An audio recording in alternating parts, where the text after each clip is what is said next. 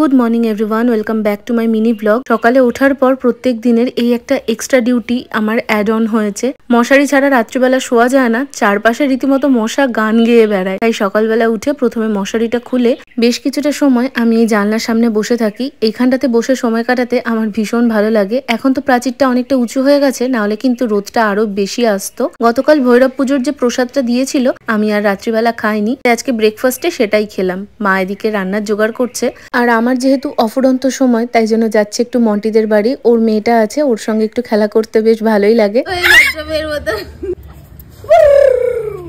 ওদের গোটা ছাদ জুড়েই রোদ পড়ে, ঠিক যেই কোনাটায় ছায়া আছে আমি সেই জায়গাটায় বসে আছি, কারণ একদম পুরো রোদের মধ্যে বসলে আমার মাথার যন্ত্রণা শুরু হয়ে যায়। বাড়ি এসে দেখলাম মার রান্না এখনো চলছে, আলু পেঁয়াজ কলি ভাজা, তার সঙ্গে একটা কোনো শাক করছে। এদিকে আমি ঝটপট করে ঘরটা মুছে নিলাম। মা সকালে বাজার থেকে নিয়ে এসেছিল একটা গজা, এখন সেটা নিয়ে বসেছি। ব্যাস দিনটা এভাবেই কাটলো।